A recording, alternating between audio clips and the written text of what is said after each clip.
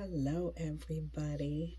Um, so, I've had really great conversations with different people over the last couple of weeks, and a lot of times that's just kind of where I get my inspiration for the topic I'm going to talk about.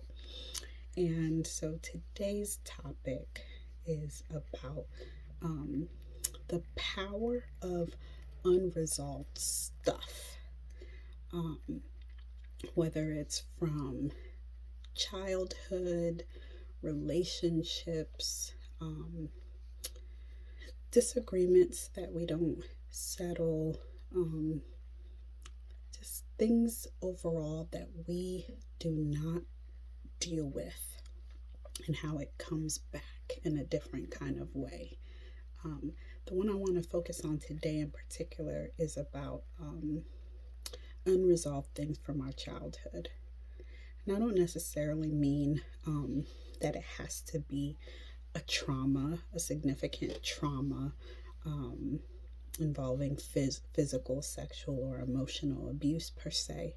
But sometimes there are interactions we have, things that happen when we're children, particularly with our parents.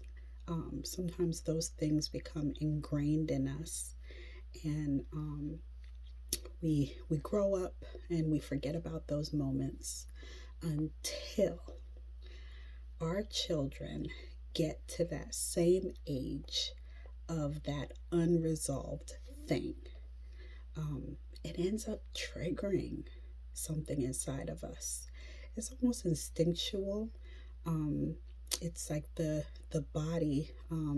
Sometimes our body remembers things more than our brain does, and so these things come back.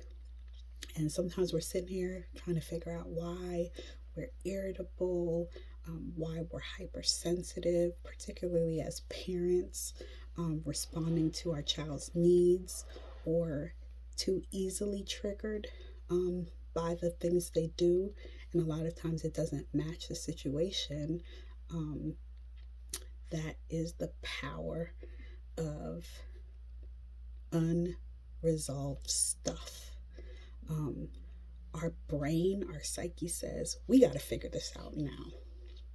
And we sometimes even confuse our child for ourselves.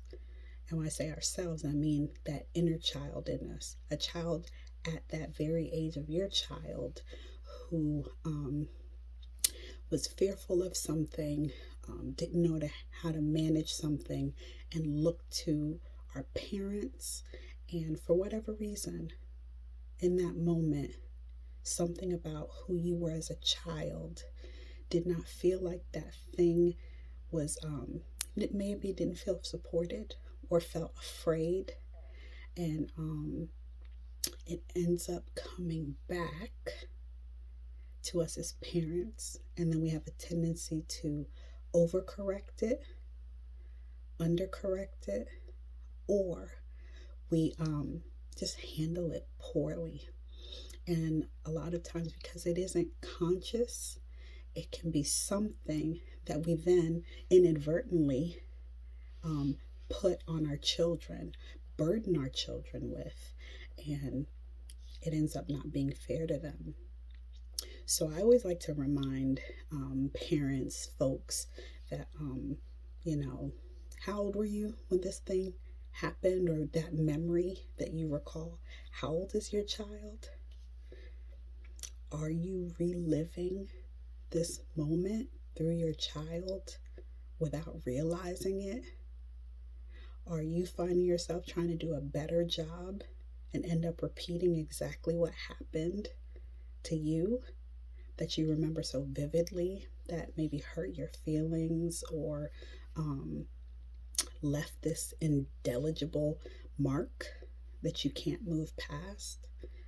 Um, there's no such thing as a perfect parent, no such thing as a perfect human being, but being able to slow yourself down and check in with yourself as a parent, to make sure that you have been able to care for yourself and care for that moment or moments that may have happened back then so that you don't spill it onto your child and causes you to do the extreme. Because that's the thing. This is about balance.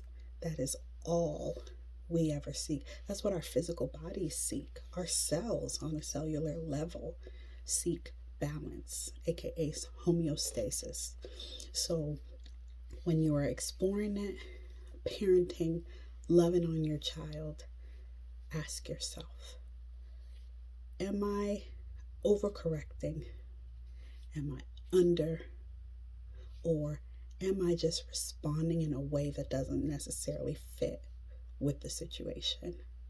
If that's the case, you just need to check in with yourself about something else you can do, something to check in with yourself to make sure, again, that you don't end up burdening your child with something that they have no control over.